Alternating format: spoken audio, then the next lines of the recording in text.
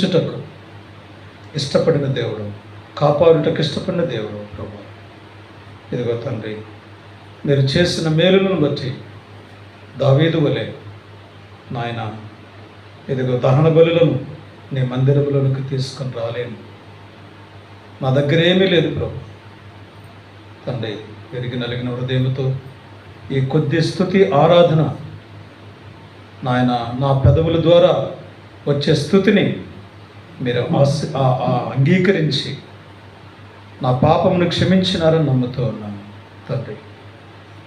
మీరు కోరుకున్న రీతిగా నేనుండునట్లుగా తండ్రి, అట్టి రీతిగా నేను స్తుతించినట్లుగా కొమ్ములు డెక్కలు మీరు కోరలేదు, దహన బలులు కోరలేదు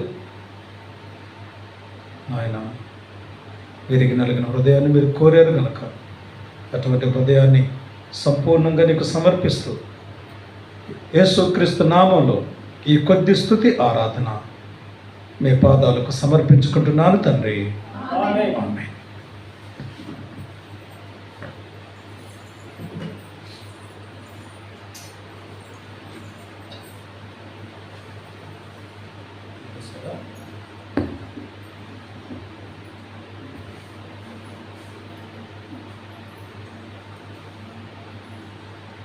బల్ల దగ్గరికి వెళ్ళే ముందు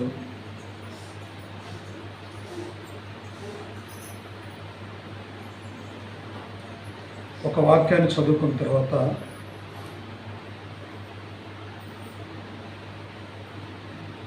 ఇర్మియా గ్రంథం 4వ అధ్యాయము 14వ వచనం ఒక మాట చదువుదాం. అందరం కలిసి చదువుదాం. యెరూషలేమా, నీవు రక్షింపబడినట్లు నీ హృదయములో నుండి చెడుతనమును కడిగి వేసుకొనుము. ఎన్నాళ్ళ వరకు నీ దుష్టాభిప్రాయము నీకు కలిగి ఉండును. ప్రార్థన చేసుకున్నాం. ప్రేమ కలిగిన మా తండ్రి, పరిశుద్ధమైన దేవానికి వందనాలు. ఈ యొక్క సమయంలో మీరు మాతో మాట్లాడమని ప్రార్థిస్తూ ఉన్నాం నాయన. నీ యొక్క మాట మధురమైనది, నీ మాట సత్యము కలిగినటువంటిది, నీ మాట వినబుద్ధి పుట్టించినది, నీ మాట లేళ్లను ఈన చేయగలిగినది, నీ మాట దేవదారు చెట్లను ముక్కలుగా విరవగలిగినది, నీ మాట మధురమైనది కనుక ప్రభా జనులు దాన్ని అంగీకరిస్తున్నారని రాయబడింది. అటువంటి మాటలు మాతో మాట్లాడి బల్ల కొరకు మమ్మల్ని సిద్ధపరచమని మమ్మల్ని అందరినీ మీ చేతులకు అప్పగించుకుంటూ యేసు నామములో అడిగి ప్రార్థిస్తున్నాం తండ్రి. ఇర్మియా గ్రంథము చాలా భావోద్వేగానికి గురై రాసినటువంటి అధ్యాయం. ఇశ్రాయేలు ప్రజలు మాటి మాటికి తప్పిపోతూ ఉన్నప్పుడు, దేవుని మాట వెనుక పడిపోతూ ఉన్నప్పుడు వారిని సరైన దారిలో నిలబెట్టడానికి, వారికి మేలు కలగాలని, వారు దీవెన పొందాలని ఇర్మియా యొక్క ప్రయత్నం. చాలా సందర్భాల్లో చెప్పాడు. ఏమంటున్నాడంటే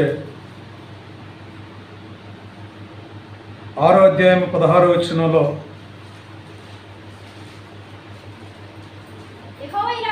యెహోవా ఇలాగ సెలవిచ్చుచున్నాడు, మార్గంలో నిలిచి చూడుడి, పురాతన మార్గాలను గురించి విచారించుడి, మేలు కలుగు మార్గమేది అని అడిగి అందులో నడుచుకునుడి, అప్పుడు మీకు నెమ్మది కలుగును. అయితే చాలా ఇక్కడ ఏంటంటే ఇర్మియా యొక్క ఆలోచన, వీళ్ళకు నెమ్మది లేదు, నెమ్మది లేకుండా ఉన్నారు వీళ్ళు. ఈ నెమ్మది లేకపోవడానికి గల కారణం ఏంటంటే ఒక ప్రత్యేకమైన రీజన్ ఉంది. నెమ్మది లేకపోతే ఆ మనిషి యొక్క స్థితిగతులు మనం చూడొచ్చు. కాలు ఇంట్లో నిలవదు, ఉంటుందమ్మా? నిలవదు. ఒక చిన్న అవసరం కొరకు అటు ఇటు పరిగెడతా ఉంటాం. ఇక నెమ్మది లేకపోతే ఎట్లా ఉంటుంది ఆ మనిషి? ఎవడు సాధు చేయలేడు, అదుపు చేయలేడు. నెమ్మది కలగాలి, మేలు కలగాలని ఈ యొక్క ఇర్మియా ప్రయత్నం. అందువల్ల వారికి ప్రకటిస్తూ ఉన్నాడు, మీరు ఆగండి, నిలిచి చూడండి, ఒక్కసారి మీరు వెనక్కి తిరిగి చూడండి. మోషేను చూడండి, అబ్రహాం చూడండి, ఇస్సాకును చూడండి, యాకోబును చూడండి, దావీదును చూడండి, దానియేలును చూడండి. చాలామంది వ్యక్తులను చూపించి పురాతన మార్గాల గురించి చెప్తున్నాడు. మనం ఎట్లా ఉండేవాళ్ళం, ఎలా నడిచేవాళ్ళం, దేవుని పట్ల ఎంత విధేయులుగా ఉండేవాళ్ళం, అప్పుడు ఏ విధంగా దేవుడు మనల్ని దీవించాడు, మరి ఇప్పుడు మన పరిస్థితి ఏంటి, ఇప్పుడు ఏ విధంగా నష్టపోతూ ఉన్నాం, ఇవన్నీ కూడా వాళ్ళకు చెబుతున్నప్పుడు వాళ్ళు చెప్పారు, మేము అందులో నడవము, మాకు మేలు అవసరం లేదు. ఇర్మియా చాలా సందర్భాల్లో వారిని వెంటబడి వారికి పదే పదే దేవుని వాక్యాన్ని కుచ్చి చెప్తూ ఉండేవారు. 5వ అధ్యాయంలో ఒక మాట చూద్దారండి, 25వ వచనం. 5 మీ దోషములు వాటి క్రమమును తప్పించెను, మీకు మేలు కలుగకుండుటకు మీ పాపములే కారణము. ఒక మనిషి మేలు పొందాలంటే అతనిలో పాపం ఉండకూడదు. చేసేదంతా చేసి నన్ను దేవుడు దీవించట్లేదు, నాకు ఆశీర్వాదాలు రావట్లేదు అని దేవుని మీదకు యుద్ధం చేయొద్దు. నువ్వు దేవుణ్ణి దూషించి మాట్లాడొద్దు.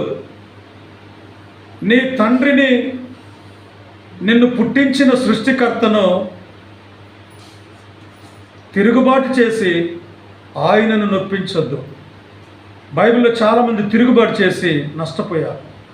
ఇదే ఇర్మియా గ్రంథం 50వ అధ్యాయము 24వ వచనం చదవండి. తిరుగుబాటు చేసి నష్టపోయిన వారు బబులోను పట్టణం మొట్టమొదటిగా.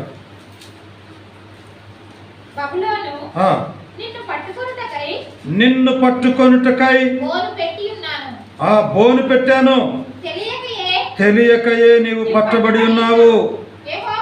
యెహోవాతో నీవు యుద్ధము చేయబూనుకుంటువి కనుక నీవు చిక్కబడి పట్టబడి. దేవునితో యుద్ధం చేస్తారు చాలామంది. ఏముంది, దేవుడు వచ్చి నేను డైరెక్ట్ కొట్టడు, తిట్టడు, నేనేం చేయడు కాబట్టి అనరాని మాట్లాడుతున్నా, దూషిస్తూ ఉన్నారు. దేవుణ్ణి దూషణ మాటలు పలుకుచు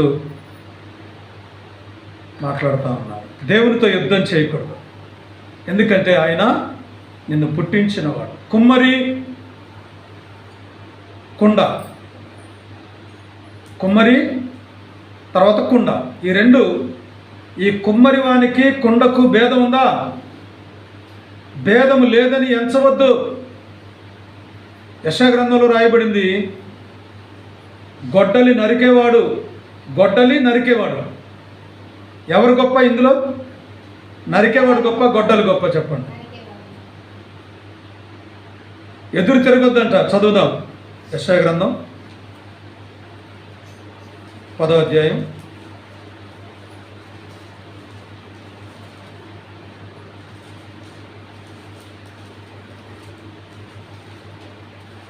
10వ అధ్యాయము చదువు.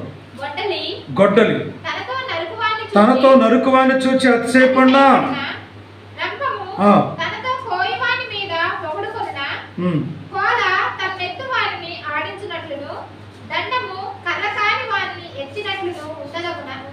ఉండును కదా. కాబట్టి ఇక్కడ గొడ్డలి తనతో నరుకువాన్ని చూసి అతిశయపడదే, నేనే గొప్ప, నాకు బాగా పదునుంది, నేను బాగా తెగుతానంటే అసలు నీదేముందని అన్నట్టుగా మాట్లాడుతూ ఉంది గొడ్డలి కదా.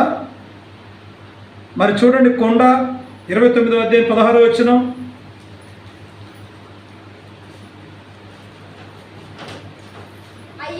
అయ్యో మీరెంత మూర్ఖులు, కుమ్మరికి మంటికి భేదము లేదని ఎంచదగునా?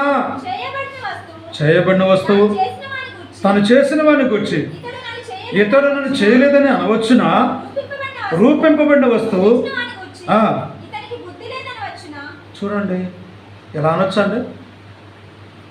ఎందుకు నన్ను పుట్టించావు, ఎందుకు నన్ను కన్నావు, ఈ ఫూలిష్గా అంటే వెర్రిగా మాట్లాడకూడదు దేవుని దగ్గర. బబులోను దేవునితో యుద్ధం చేసింది.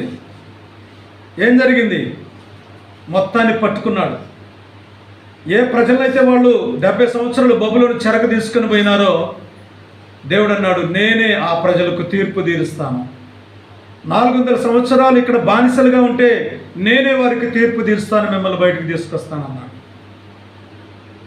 రథాలను ఆ ఎర్ర సముద్రంలో ముంచేశాడు దేవుడు.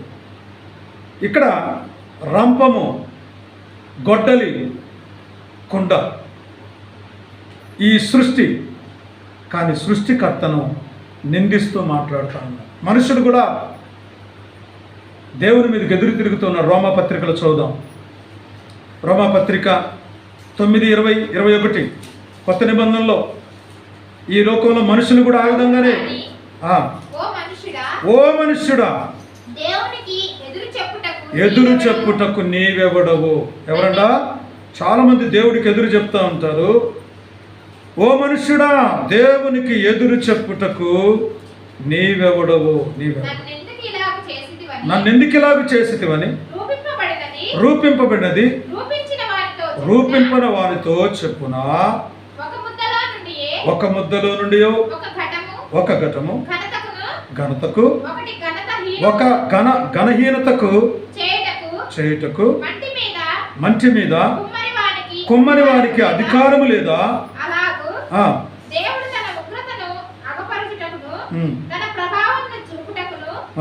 ఇచ్చయించిన వాడై నాశనమునకు సిద్ధపడి ఉగ్రతా పాత్రమైన ఘటములను. కాబట్టి ఇక్కడ ఏం చెప్తున్నాడు? దేవుడు ఎంత కరుణా వాత్సల్యం కలిగిన వాడు. కాబట్టి చెప్తున్నాడు, ఓ మనుష్యుడా, నువ్వు దేవునికి ఎదురు చెప్పుటకు నీవెవడవు. ఆయన ఏశావును ద్వేషించాడు, యాకోబుని ప్రేమించాడు అంటే దేవునికి పక్షపాతం ఉందనుకుంటున్నారా? ఒకటి ఘనతకు, రెండవది ఘనహీనతకు. అర్థమైందా? మనలో చాలా చెడ్డ విషయాలు ఉంటాయి. అర్థమైందా? మనలో నుండి చెడు ద్రవాలు ఊరుతుంటాయి. కొన్ని ముక్కులో పొక్కులు వస్తాయి, చెవుల్లో గుబులు వస్తుంది. అర్థమైందా? ఇంకేమొస్తుంది? మన అవయవాల్లో నుంచి దుర్వాసనలు వస్తూ ఉంటాయి కొన్ని సందర్భాల్లో. అలాగని ఇది నాకొద్దు, ఇది నాకొద్దు అని తీసేస్తాం. ఒకటి ఘనతకు, రెండవది ఘనహీనతకు. దేవుడి శరీరాన్ని ప్రేమించాడు, లోపల ఆత్మను పెట్టాడు, తన ఆత్మను పెట్టాడు. కాబట్టి మనుషులు దేవుని మీదకు ఎదురు తిరగవద్దు. రంపము కోసేవాడిని ఎదురు తిరగ, నీవేంటి నువ్వు చెప్పేదని. వాక్యం ఏం చెప్తుందంటే ఇర్మియాలో మనం చదువుకున్న రీతిగా 5:24లో ఇక్కడ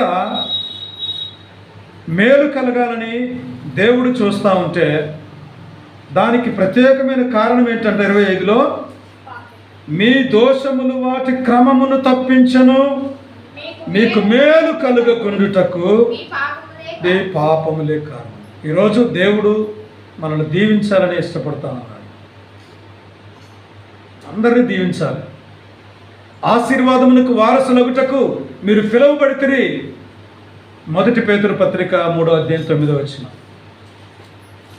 మరి ఆశీర్వాదము ఇవ్వాలని దేవుడు చూస్తూ ఉంటే మన పాపముల చేత ఆశీర్వాదాలు పొందలేకపోతున్నాం. మీకు మేలు కలుగకుండుటకు మీ పాపములే కారణం. ఒకసారి మన ఇక్కడ గుండె మీద చేసుకొని చెప్పండి. ఎందుకంటే మన మనసు ఇక్కడే ఉంది కదా. నేను నీతిమంతుని ఎవరైనా చెప్పగలరా? యేసు ప్రభు ద్వారా మనం నీతిమంతులమయ్యాం, కానీ మనము ఏ విధము చేతనైనా మనము నీతిమంతులము కాలేదు. మన దగ్గర ఉన్న డబ్బు, బంగారము, విలువైన వస్తువులు మనల్ని పరిశుద్ధంగా చేయలేదు. ఈ లోకంలో ఉన్న ఎవరూ మనల్ని నీతిగా తీర్చలేకపోయారు. కానీ ప్రభు చెబుతున్నాడు, మీకు మేలు కలగకుండా ఉండడానికి గల కారణం ఏంటంటే మీ పాపం.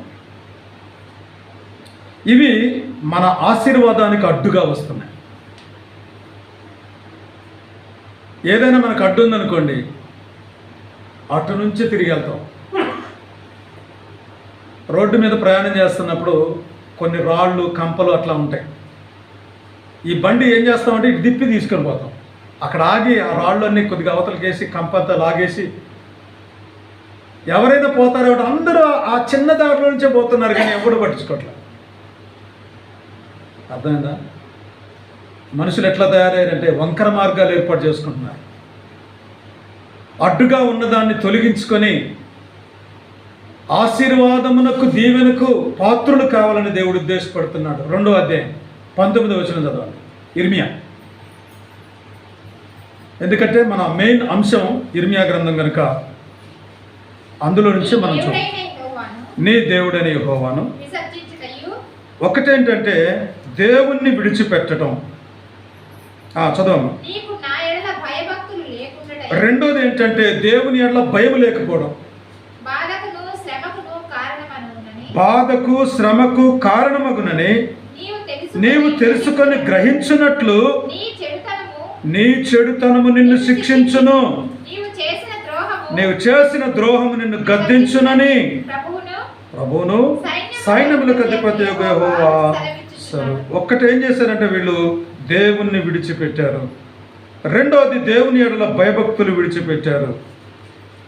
అవి వీళ్ళు బాధపడటానికి, శ్రమలు పడటానికి కారణమైంది.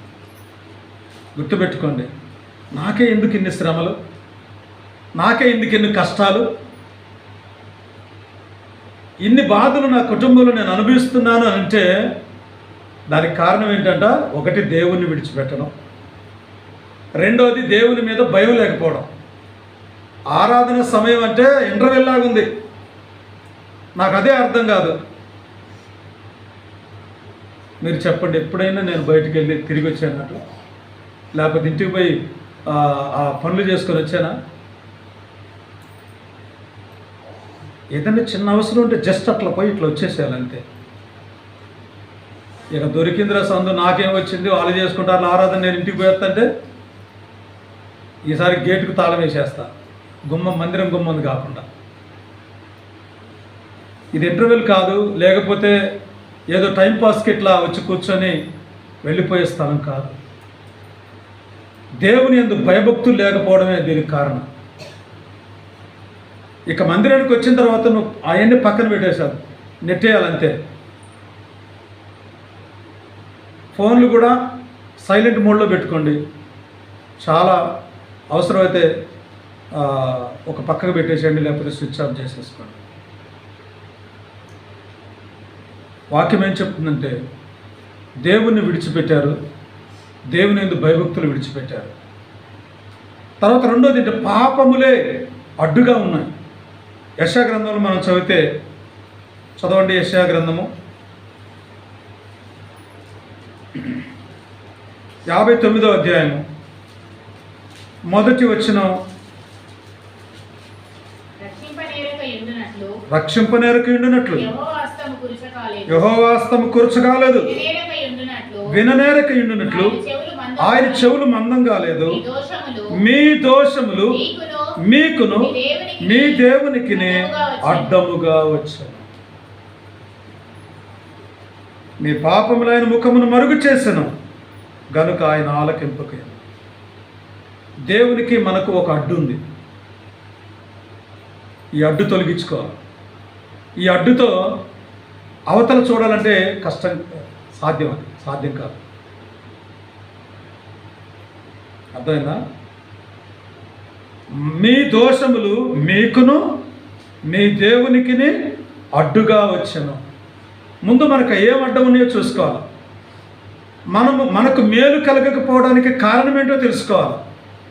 ఈ బాధ, ఈ శ్రమ మనకు కలగడానికి కారణం ఏంటో తెలుసుకోవాలి. తెలుసుకున్నంత మాత్రం సరిపోదు, వాటికి పరిష్కారం కూడా తెలుసుకోవాలి.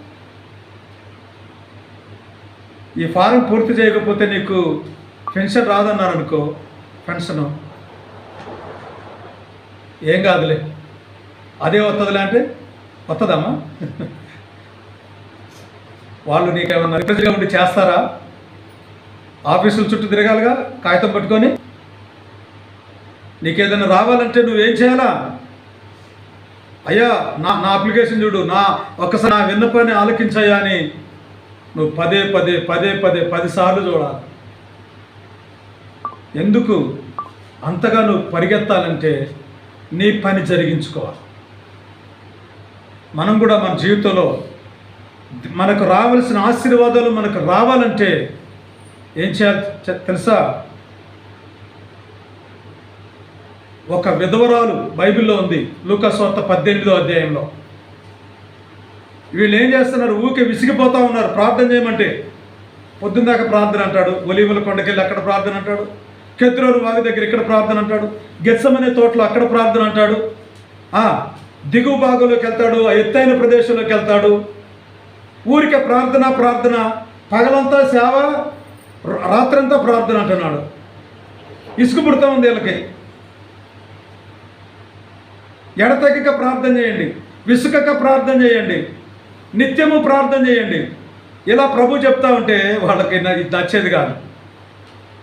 రొట్టెలు తినండి, చేపలు తినండి, ఇట్లాంటివి పెడితే మాత్రం చాలా బాగా తింటున్నారు. కానీ దేవుని మాట మాత్రం లోబడట్లా. అయితే ఏం చేశాడంటే ఒక చిన్న కథ చెప్పాడు ప్రభు. 18వ అధ్యాయం 1వ వచనం చదువు. వారు విసుకక నిత్యము ప్రార్థన చేయుచుండవలెనని ఆయన వారితో ఈ ఉపమానం చెప్పాడు. దేవునికి భయపడక మనుషులను లక్ష్య పెట్టకయుండు ఒక న్యాయాధిపతి ఒక పట్టణంలో ఉన్నాడు. ఆ పట్టణంలో ఒక విధవరాలుండెను. తరచుగా వచ్చి నా ప్రతివాదికి నాకును న్యాయం తీర్చమని అడుగుచూ వచ్చాను. ఏం చేస్తా ఉందంటే రోజు వెళ్తా ఉన్నాను, నాకు నా ప్రతివాదికి ఈ యొక్క చిన్న పంచాయతీను తీర్చాల. ఈ న్యాయాధిపతి ఎలాంటోడంటే దేవునికి భయపడ్డు, మనుషులను లక్ష్య పెట్టడం, భయం లేనివాడు అనమాట. ఏమాత్రం కూడా ఎలాంటి రెక్లెస్గా, చాలా నిర్లక్ష్య కలిగిన వాడు. మరి అలాంటి వాడిని నాయకుడిని చేశారు. మంచోడికి ఎవరు ఓట్లేరు కదా. ఆ అన్యాయస్తుడైన న్యాయాధిపతి అంటారు. అటువంటి వారి దగ్గరికి వెళ్తా ఉంది రోజు. అన్యాయస్తుల దగ్గరికి వెళ్తే మనకు జరుగుద్దామా పని? వాక్యం ఏం చెప్తుందంటే చూడండి, మాటి మాటికి వస్తూ ఉంది, గోజాడుతూ ఉంది. ఆయన విసిగిపోయాడు. రోజు వస్తూ ఉందేమా, రోజు నా దగ్గరికి వస్తూ ఉందని చెప్పి ఏం చేశాడంటే రామా ఏంటి నీ సమస్య అని చెప్పి, ఎవరి వల్ల గొడవ వస్తూ ఉంది పిలిపించు, ఇప్పుడే తెలుస్తా, ఊరికే నా దగ్గర రాబోకని చెప్పాడు. అంటే ఆయనే విసిగిపోయేంతగా ఆమె ఆ విధంగా వచ్చేసింది. అలాగే ప్రభు దగ్గరికి మనం పరిగెత్తాలి. లేకపోతే మరి మన దేవుడు అన్యాయస్తుడు కాదే మాటికి అడిగించుకుంటాడైనా. నువ్వు ప్రార్థన చేస్తే అడుగుడు మీకు ఇవ్వబడునా. అంత అడగక మునిపే, మాట నాలుకకు రాక మునిపే అంటున్నాడు. ఎంత అద్భుతమైన 139వ కీర్తనలో చూడండి. అది నీకు తెలిసే ఉన్నది. 139వ కీర్తన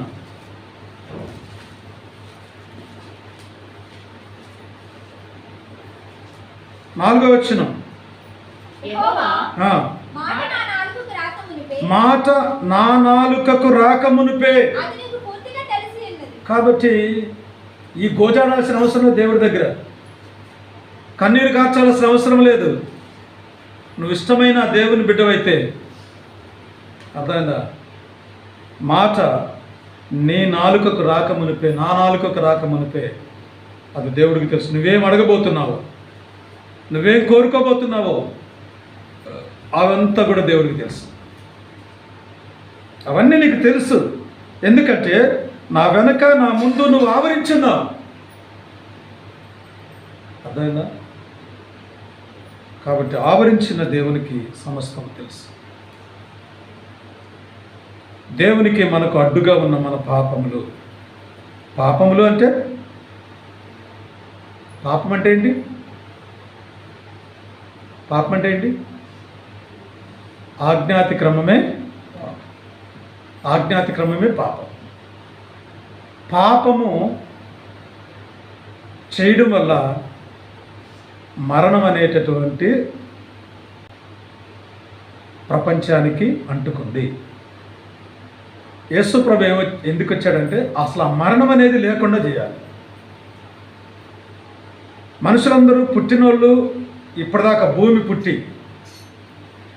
ఇన్ని సంవత్సరాలు అయింది కదా, ఎందుకు అందరూ చనిపోతున్నారు? వీళ్ళెవరూ ఎందుకు ఆపలేకపోతున్నారు? ఎంతోమంది దేవుళ్ళు దేవతలు అనబడిన వారు ఉన్నారు కదా, ఎందుకు ఈ మరణాన్ని ఆపి మనుషులందరూ బ్రతికేటట్టుగా ఎందుకు చేయలేకపోయారు? డాక్టర్ల మరణం ఆపుతుందమ్మా? డాక్టర్లు చనిపోతున్నారు. ఇంజనీర్లు ప్లాన్లు గీస్తారు కదా, ఇంజనీర్లు చనిపోతున్నారు. మేధావులు వాళ్ళు చనిపోతున్నారు. అద్భుతంగా పనులు చేసేవారు వాళ్ళు చనిపోతున్నారు. మరణము అందరికీ సంప్రాప్తమైందంట. అందరికీ ఎందుకు సంప్రాప్తమైంది? ఎందుకు సంప్రాప్తమైంది చెప్పండి. రోమాపత్రికలో 2 వచనాలు చదవండి. 3:23, 6:23. ఇక్కడ మనకు సమాధానం వస్తుంది. ఏ భేదమును లేదు, అందరూ పాపము చేసి దేవుడు అనుగ్రహించు మహిమను పొందలేకపోతున్నారు. ఏ భేదము లేదు, ఏ భేదమును లేదు. భేదము లేదు. రాజులని, ధనికులని, జ్ఞానులని, పండితులని, పామరులని, భిక్షాటన చేసేవాళ్ళని, ధనవంతులని, ఏ భేదం లేదు. నల్లవాడని, తెల్లవాడని, పొట్టువాడని, పొడుగువాడని, ఇంకా భూ దిగంతాలలో నివసించే వాళ్ళని, సముద్ర తీరంలో నివసించే వాళ్ళని, కొండ ప్రాంతంలో ఉండేవాళ్ళని, నదీ తీరంలో ఉండేవాళ్ళని, గుడిసెల్లో నివసించేవాళ్ళు, బంగ్లాలో నివసించేవాళ్ళు, పట్టణాల్లో నివసించేవారు, పల్లెల్లో నివసించేవారు, ప్రతి ఒక్కరు ఏ భేదము లేదు. ఇందులో మాత్రం ఏ భేదం లేదు. అన్నిట్లలో భేదం ఉంది. మరణంలో తప్ప అన్నిట్లలో భేదం ఉంది. పాపము చేయడం వల్ల, ఈ పాపము వలన వచ్చు జీతము 6:23 ఏలయనగా పాపము వలన వచ్చు జీతము. పాపం చేస్తే జీతం వేస్తారండి. ఇదే జీతం.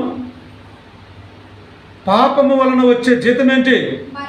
మరణం అనే జీతం. కూలికి పోతే 500 వస్తున్నాయి. ఒక చిన్న బోర్డు రాస్తే ఒక 1000 రూపాయలు ఇస్తున్నారు. అర్థమైందా? నువ్వు పనికి వేతనం అన్నారు, కూలి అన్నారు, భత్యం అన్నారు, ఏదో ఒకటి వస్తుంది. నువ్వు పాపం చేసినందుకు కూడా ఏదో ఒకటి పొందాలి. పాపము చేయడం వల్ల మరణం అనే జీతాన్ని తెచ్చుకున్నాము. ఇది చేసింది ఎవరో? అసలు ఆయన దొరికితే, ఆదాము దొరికితే, ఏమయ్యా ఆదామా ఎట్లా చేసేది? మమ్మల్ని అందరినీ సావుకు లోన్ చేసినావుగా. పరలోకం పోతే ఆదాము దొరుకుతాడు మనకి, కానీ మనం అక్కడికి వెళ్ళాలి కదా. అక్కడికి వెళ్ళాలంటే ముందు ఏమయ్యాదా? ఆదామును పోలి కాకుండా కడపటి ఆదామైన యేసుక్రీస్తును పోలి మనం ఏం చేయాలంటే యేసును పోలి నడిచినప్పుడు అక్కడికి వెళతాం. అక్కడ దొరుకుతాడు మనకు ఆదాం.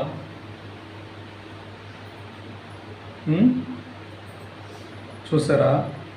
పాపము ఇదేంటంటే ఒక చోట నేను చదివా, ఇర్మియా గ్రంథంలో.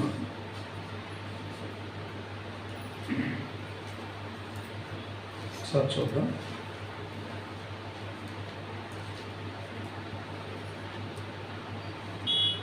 ఇర్మియా గ్రంథము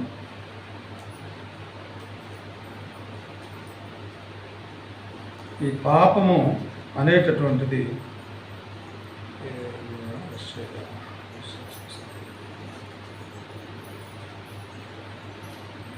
ఈ పాపం అనేది చాలా భయంకరమైంది. 59 యెషయా గ్రంథం ఇందాక మనం చదివాం కదా. 4వ వచనం చదువుతారా? ఎవడును సాక్ష్యం పలుకడు. నీతిని బట్టి ఎవడు సాక్ష్యం పలుకడు. సత్యమును బట్టి ఎవడు వ్యాజ్యమానుడు. అందరూ వ్యర్థమైన దాన్ని నమ్ముకొని మోసపు మాటలు పలుకుదురు.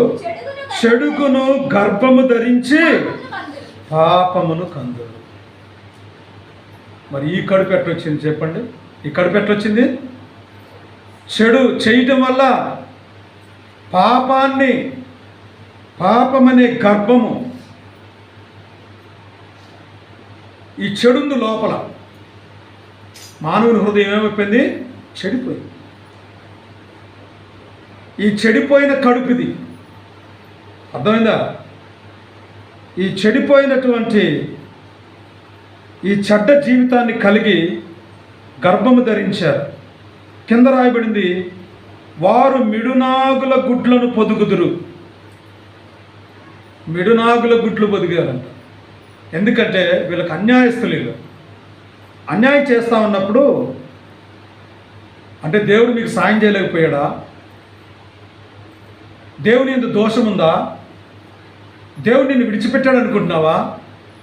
రక్షింప నేరకి ఉండినట్లు యెహోవా హస్తం కురసైపోయిందా? మీరు ప్రార్థన చేస్తే దేవుడు ఆలకించడా? ద్వితీయోపదేశకాండంలో దేవుడు చెప్పాడు కదా, మన దేవుని వంటి దేవుడు ఎక్కడున్నాడు? మనం ప్రార్థన చేస్తే ఆలకించే దేవుడు మనకున్నాడు. నాలుకకు రాకమునిపే అనుకుని ఇందాక చదివాం కదా. ఇప్పుడు ద్వితీయోపదేశకాండం 4:4 చదవండి. అద్భుతమైన మాట ఉంది అక్కడ. అది చదువుకొని మళ్ళీ ఇక్కడికి వద్దాం. ఎందుకు వారు మిడునాగుల గుడ్లు పొదిగారు?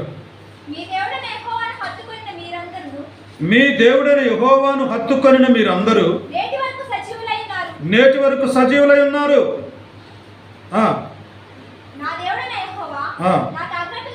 7వ వచనం, ఏలయనగా మనము ఆయనకు మొరపెట్టినప్పుడల్లా మన దేవుడైన యెహోవా మనకు సమీపంగా ఉన్నట్టు మరి ఏ గొప్ప జనమునకు ఏ దేవుడు సమీపంగా ఉన్నాడు? ఇప్పుడేమో ఇలా మాట్లాడా, అప్పుడేమో ఆ దేవుడు వినడు, మన ప్రార్థన వినడు. యెహోవా మమ్మను మర్చిపోయాడు. కీర్తనలు చాలాసార్లు ఉంది ఈ మాట. ఆయన మర్చిపోయే దేవుడు కాదు, మనం మర్చిపోతాం. ఇర్మియా గ్రంథం 2:31-32 ఉంది, 36 అనుకుంటా. కన్యక తన ఆభరణమును మరుచునా, పెళ్లి కుమారి తన వడ్డానమును మరుచునా, ఈ ప్రజలు లెక్కలేనన్ని సార్లు నన్ను మర్చిపోయారు. ఆయన ఎప్పుడు మనల్ని మర్చిపోలేదు. అయితే ఇక్కడ ఏం చెప్తున్నాడంటే, చెడుగును గర్భము ధరించి పాపాన్ని కంటారు. చెడు గర్భం. అయితే వీళ్ళు ఏం చేశారు? మిడునాగుల గుడ్లను పొదిగినారు. అన్యాయముగా ఆస్తి సంపాదించాలనే ఆశ. ఎడుగురికి సంపాదన మీద వాళ్ళకున్న ధ్యాస దేవుని మీద లేదు. అందువల్ల ప్రభు చెప్పాడు, మీకు మేలు కలగాలంటే ముందు మీ పాపాన్ని తొలగించుకోండి, మిమ్మల్ని మీరు కడుక్కోండి, శుద్ధి చేసుకోండి, మీ వస్త్రాలు మార్చుకోండి, పాపపు వస్త్రాలు బయటపెట్టి ఇదిగో ప్రశస్తమైన నీతి వస్త్రాలు ధరించుకోండి, రక్షణ వస్త్రాలు ధరించుకోండి అని చెప్పారు. మాకు అవసరం లేదని చెప్పాడు. ఈ మార్గంలో నడవండి, ఇది దేవుని మార్గం, న్యాయమైంది అంటే యెహోవా మార్గం న్యాయమైంది కాదన్నారు. యెహెజ్కేలు గ్రంథం 18వ అధ్యాయంలో ఆ మార్గంలో మేము రాము, యెహోవా మార్గం న్యాయం కాదు అని చెప్తున్నారు. 18వ అధ్యాయం యెహెజ్కేలు 29. యెహోవా మార్గము న్యాయం కాదని చెప్పుచున్నారు. ఏం చెప్తున్నారంట? మరి వీళ్ళు ఇంత పెద్ద న్యాయవంతులా? దేవుని మార్గమే న్యాయం కాదని చెప్తున్నారంటే దేవుడే తప్పు, దేవుడే అబద్ధం, దేవుడే అంటే దేవుని మీదకి ఎట్లా లేచారో చూడండి. దేవుని మీదకి ఎలా. అందువల్ల ప్రభు అంటున్నాడు, మీరు చేతులు చాపినప్పుడు నేను మిమ్మల్ని చూడను. సహాయం కొరకు చాపుతాం కదా చేతులు, నేను చూడను. మీకు నాకు మధ్య పాపములు అడ్డుగా ఉన్నాయి. ఈ అడ్డుగా ఉన్న పాపాలన్నీ తీసుకెళ్ళి ఏం చేయాలి? వాటిని పక్కకు తోయాలి. అందువల్ల ఇర్మియాలో ఒక మాట చదువుదాం. ఇర్మియా గ్రంథం చదువుకొని మళ్ళీ యెషయా గ్రంథం మన అంశంలోకి మనం వెళ్దాం.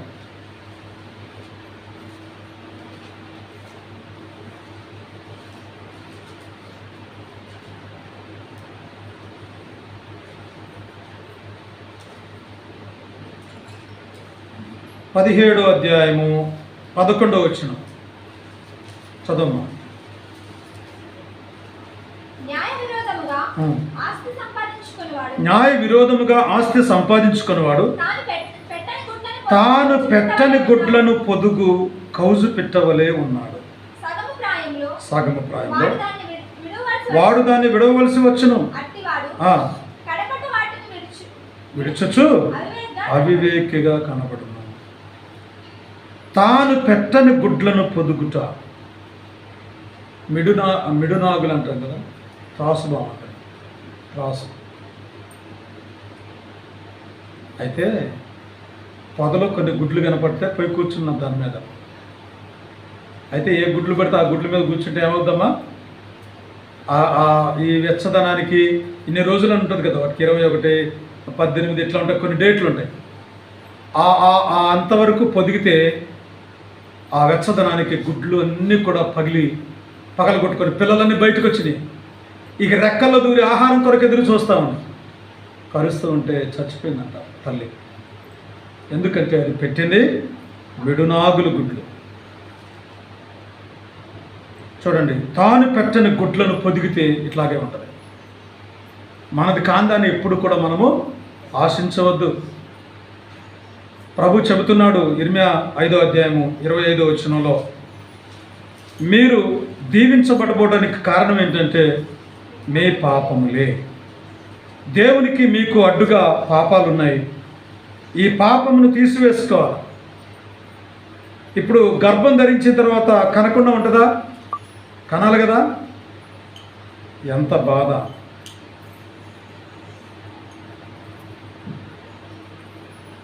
దురాశ. దీనికి అంతటికి కారణం ఏంటో తెలుసా? దురాశ. యాకోబు పత్రిక చదవండి. చాలా వాక్యాలు దీని గురించి రాయబడ్డాయి. యాకోబు పత్రిక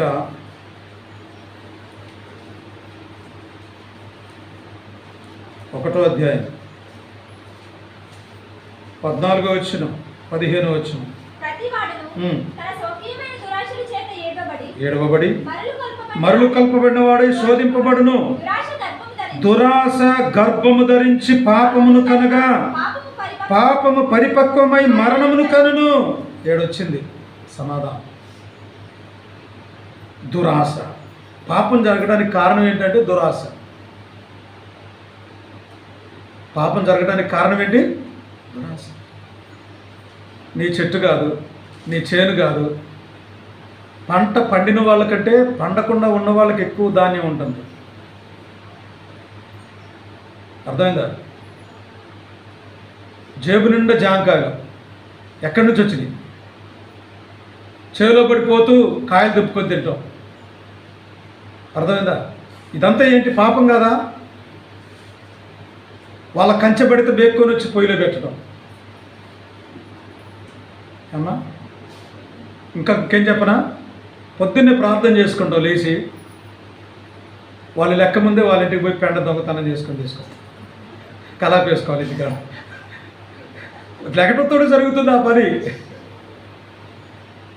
నువ్వు ఏమైనా ఆర్డర్ తీసుకున్నావా వాళ్ళ ఇంటికాడ రోజు? నీకెందుకది? ఏమ్మా ఇస్సాకని అంతేనా? జరుగుతుందా లేదా? ఇవన్నీ మనకి పాపాలుగా కనబడవు. వీటన్నిటిని మనం మార్చుకోవాలి. అడిగి తీసుకో. అడిగి అప్పుడు 4 తీసుకో. నీకు ఇష్టం, దేవుడు కూడా మెచ్చుకుంటాడు.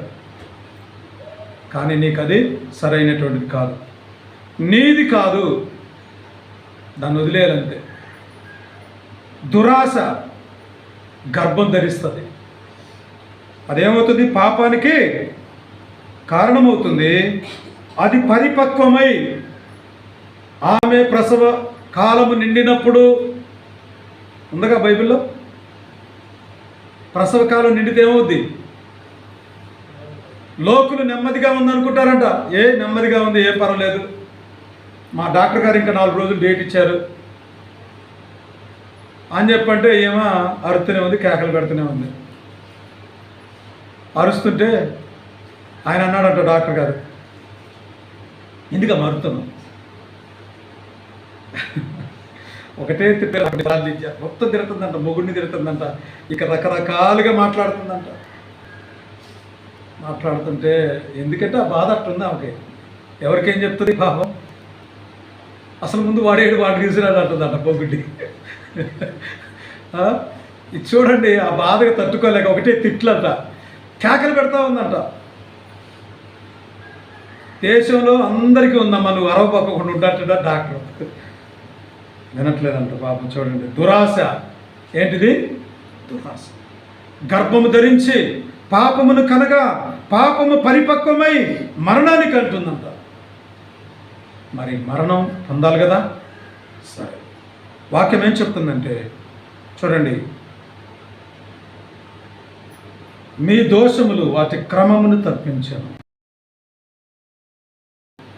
మీకు మేలు కలుగకుండుటకు మీ పాపములే కారణం. ఈ కారణమైన పాపాలను ఏం చేద్దాం? ఇశ్రాయేలు ప్రజల్లాగా మేము వినము, మేము నడవము, మేము ఆ మాటను మేము పాటించమని చెప్పినట్లుగా మనం చెబితే చాలా నష్టపోతాం. వాటికి లోబడి నినివే పట్టణస్థులకు ఒక వార్త వినబడింది. 40 రోజులు మీకు డెడ్ లైన్. 40 రోజుల తర్వాత మీరు చనిపోతారు. ఎందుకంటే ఈ పట్టణం చాలా దుర్గతికి గురైంది. దేవుని దృష్టికి వెళ్ళింది మీ పాపం, మనుషుల దృష్టికి కాదు, దేవుని దృష్టికి వెళ్ళిపోయింది. కాబట్టి మీరు మారు మనసు పొందుతారా? రక్షించబడతారు. పశ్చాత్తాపడతారా? మీరు రక్షించబడతారు. ఇప్పుడే మీ పాపాలు ఒప్పుకుంటారా? రక్షించబడతారు. మీ దుర్మార్గత తిరుగుబాటు మానుకుంటారా? మీరు కాపాడబడతారు అని ప్రకటన చేశాడు. అందరూ విన్నారు, భయపడ్డారు.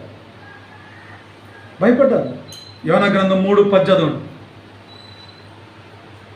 ఎంత అద్భుతమైన సందర్భం అక్కడ రాయబడిందో చూడండి. ఈ నినివే వారు, చదవండి, యోనా గ్రంథము 3:10.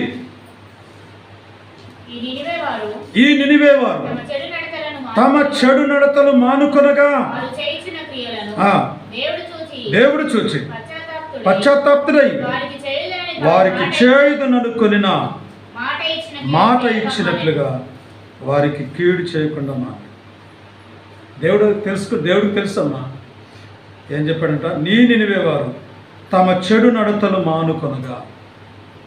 మానుకున్నారా లేదా? వారు చేయుచున్న క్రియలు దేవుడు చేశాడు. తప్పందరం చేస్తాం, కానీ వీళ్ళు మానుకున్నారు, పశ్చాత్తాపడ్డారు. రాజు మొదలుకొని బంటు వరకు పశువులు కూడా ఏమీ తినకుండా ఉపవాసం ఉన్నారు, గోనెపెట్ట కట్టుకున్నారు. కట్టుకోలు కట్టే ఉన్నాయి. వీళ్ళే ప్రార్థన చేస్తున్నారు. రాజు తన రాజవస్త్రాలు తీసి సింహాసనం మీద కూర్చోవలసిన ఆయన బూడిదలో కూర్చొని కన్నీరు గార్చారు. గోనెపట్ట వేసుకున్నాడు, రాజవస్త్రాలు తీసేసి ఏడ్చారు. ఊళ్ళో వాళ్ళందరూ రోధిస్తున్నారు, విలాపము జరుపుతూ వచ్చారు. దేవుడు చూశాడు. ఇంతమంది ఒక్కసారి ప్రార్థన చేస్తూ ఉంటే దేవుని మనసు కరిగిపోయింది. అయ్యో, వీళ్ళు చంపుదాం అనుకున్నాను, ఇంత పశ్చాత్తాపడుతున్నారు, ఇక చేయను అని తీర్మానం చేసుకున్నారు, వీళ్ళని క్షమిద్దాము, రక్షిద్దామని వాళ్ళందరినీ సావకుండా బతికించేశాడు. ఈ ప్రకటించిన ప్రవక్తకు మాత్రం ఇష్టం లేదు. వాళ్ళు మారు మనసు పొందడం, వాళ్ళు నీతిమంతులు కావడం, వాళ్ళు శిక్ష నుండి తప్పించుకోవడం ఈ ప్రవక్తకి ఇష్టం లేదు. అందుకే వాళ్ళకి ప్రకటించకుండా పారిపోయాడు. ఎందుకంటే నేను వెళ్తా, ప్రకటిస్తా, వాళ్ళు మారు మనసు పొందుతారు, నువ్వు వాళ్ళు రక్షిస్తావు, కానీ వాళ్ళు రక్షించబడకూడదు. మనిషి యొక్క ఆలోచన ఏంటి? ఇదిగో నువ్వు తప్పు చేసావుగా, వాడు శిక్షించబడాలి. అది దేవుడు అనుకుంటే ఈరోజు మనం పట్టా మీద కూర్చునేవాళ్ళం, మందిరంలో కూర్చునేవాళ్ళం. మనము ఎన్నిసార్లు శిక్షించబడాలి, మన ఎన్నిసార్లు ఆ యొక్క నరకాగ్ని పాలవ్వాలి. వాటన్నిటినీ దేవుడు పడమటికి తూర్పు ఎంత దూరం అంత దూరం మన అతిక్రమాలు దూరపరిచాడు కదా. అయితే ఇంకా మన పాపాలు మన ఎదుట ఉంచుకొని వాటిని ఒప్పుకోకుండా ఉన్నట్లయితే మనము మేలు పొందము, మనము దీవెన పొందడానికి కుదరదు. మీకు నాకు మధ్యలో ఈ అడ్డు తొలగించుకోండి. నినివే పట్టణస్థులు తొలగించుకున్నారు, వాళ్ళకి అయిపోయింది. అందుకే దేవుడు ఏమన్నాడంటే, ఇంత చక్కగా దాదాపుగా ఇక్కడ సేవ ప్రారంభమై 15-20 సంవత్సరాలు అయింది కదా, అప్పటి నుంచి వింటూనే ఉన్నాం మనం వాక్యాలు. శాబదేశపు రాణి ఇందాక మనం చదివిన దగ్గర ఒక మాట ఉందన్నమాట, నీ ఎదుట కూర్చుండి నీ మాటలు వినేవాళ్ళంతా ధన్యులు. ఎందుకంటే మాకు తెలియదు దేవుడు ఎవరో, మేము అన్యులో వేరే దేశం నుంచి ఇక్కడికి వచ్చాం. ఇక్కడికి వచ్చి చూసి మేము ప్రభుని స్తుతిస్తున్నాం, యేసు ప్రభుని నేను తెలుసుకోగలిగాను. మీ దేవుని యొక్క గొప్పతనం, ఆయన నామ మహత్యం, ఈ యొక్క విషయాలన్నీ కూడా తెలుసుకొని ఆమె ఆశ్చర్యపోయింది. యేసు ప్రభుని నమ్ముకొని వెళ్ళిపోయింది. శాబదేశపు రానంట తీర్పు దినాన, విమర్శ దినాన. విమర్శ దినం అంటే ఎప్పుడుది? యేసు ప్రభు రాకడలో ప్రజలందరికీ దేవుడు తీర్పు తీర్చే సమయంలో శాబదేశపు రాణి కూడా సాక్ష్యం చెప్పిందంట. ఎదురుగా కూర్చొని ఎంతమంది ఉన్నారో వాళ్ళందరూ మీద నేరం మోపబోతుంది. ఎందుకు నేరం మోపబోతుందంటే, నేను ఒక్కసారి వచ్చి విని చూసి నేను దేవుని నమ్ముకున్నాను, మీరు ప్రతిరోజు దేవుని వాక్యం విన్నారు, ఏమాత్రం మారు మనసు పొందలేదు అని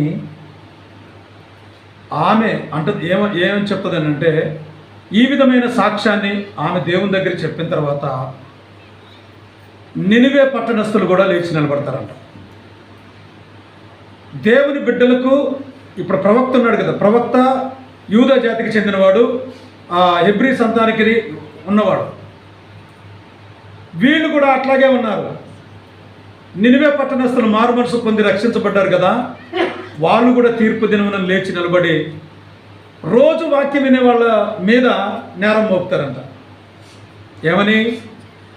ఒక్కరోజు ప్రకటించాడు యోనా, ఈ యొక్క ఎంత 1,00,000 చూడండి, 120,000 కంటే ఎక్కువ కుడి ఎడమలు ఎరగిన జనము, బహు పశువులు గల నినివే మహాపురం, ఇదంతా కూడా ఒక్క రాత్రిలో వాళ్ళు రక్షణ పొందారు. మీరు ప్రతిరోజు వాక్యం వింటున్నారు, మరి మారు మనసు పొందలేదే, ఒప్పుకోలేదే దేవుడి దగ్గర. ఇంకా వాయిదాల పద్ధతే ఉంది నీ దగ్గర. అప్పుడు చూద్దాం, ఇప్పుడు చూద్దాం, కొడుకు పెళ్ళాక చూద్దాం, కూతురు పెళ్ళాక చూద్దాం, కష్టాలన్నీ పోయిన తర్వాత తీసుకుంటావు బాప్తీసం. ఇలాంటివన్నీ ఎంతకాలం నువ్వు వాయిదాలు వేసుకుంటూ వస్తావు, ఈ లోపల గుట్టుక్కుమంటావు. ఏమవుద్ది అంటే, మన మరణం మనకు తెలిసి రాదు కదా. దేవుని పిల్లలమైన మనము నినివే పట్టణస్థులు కూడా లేచి మన మీద సాక్ష్యం చెప్పబోతున్నారు. సొదొమ గొమొర్రా అంటున్నారా? సొదొమ గొమొర్రా పట్టణం ఒక్క నిమిషంలో నాశనం చేయబడింది. మనందరికీ తెలుసు కదా.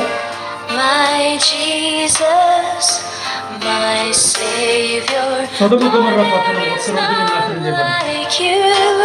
వాళ్ళు కూడా ప్రతిరోజు దేవుని వాక్యం వినే వాళ్ళ దగ్గరికి వచ్చి పరలోకంలో నిలబడుతుంది, ప్రభువా ఈ నినివే ఈ యొక్క సొదొమ గొమొర్రా ఒక్క రోజులో నాశనం చేశావు కదా ఉగ్రతకు. కానీ వాళ్ళు ఏం చెప్తారనంటే, ఉగ్రత దినమున వాళ్లకు శిక్ష తగ్గుతుందంట. దేవుడు వాళ్ళకి తీర్చే తీర్పులో సగం మట్టుకు పోతాయి, తగ్గించేస్తారంట. ఎందుకంటే రోజు వాక్యం విని మారు మనసు పొందట్లేదు. ఇంకొక సందర్భం ఏంటంటే, మోషే తెలుసు కదా మనకి. మోషే ఇశ్రాయేలు ప్రజలకు ధర్మశాస్త్రం తీసుకొచ్చాడు, బలులు నైవేద్యాలు తీసుకొచ్చాడు, ఆ ప్రజలందరిని విడిపించి బయటికి తీసుకొచ్చాడు. మోషే వాళ్లకు ఒక నాయకుడిగా ఉండి పనిచేశాడు. కానీ వాళ్ళు మోషే నమ్మలేదు. అర్థమైందా? యోహాను సువార్త చదవండి ఆ మాట. యోహాను సువార్త 5వ అధ్యాయం. యేసు ప్రభువే చెబుతున్నాడు ఆ మాట. మీరు మోషేను నమ్మినట్లయితే నన్ను కూడా నమ్మేవాళ్ళే. 45. మీరు ఆశ్రయించుచున్న మోషే మీ మీద నేరము మోపును. ఎందుకు నేరం మోపుతాడంట మోషే? ఎందుకంటే మీరు మోషేను నమ్మలేదు.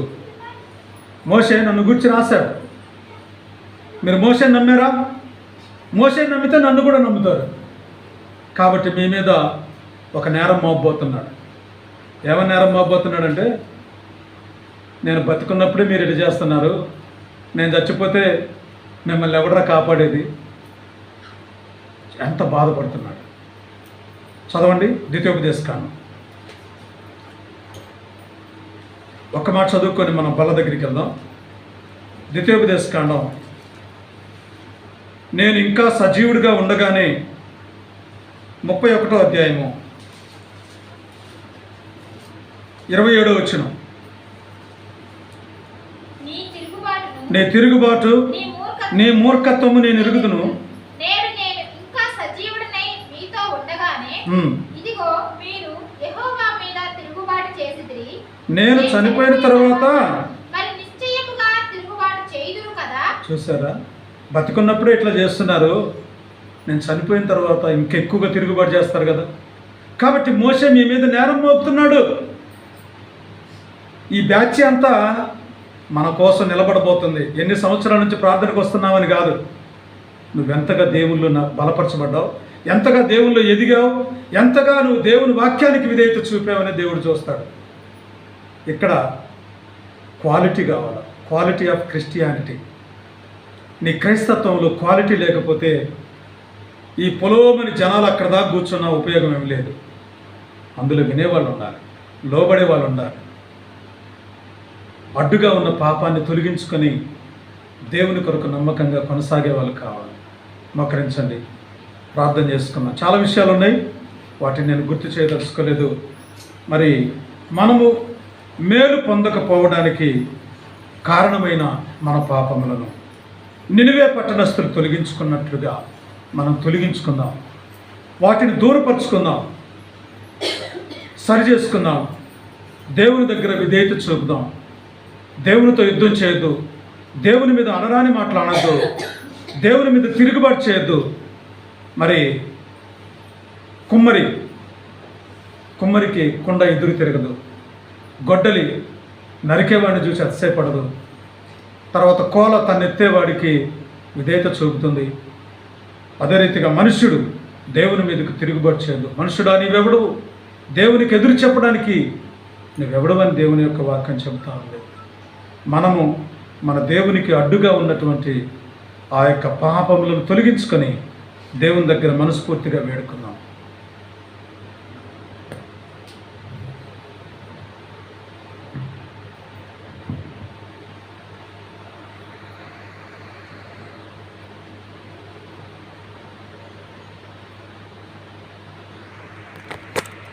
దేవుని ఎదుట మనమే మన హృదయాలను దేవునికి సమర్పించి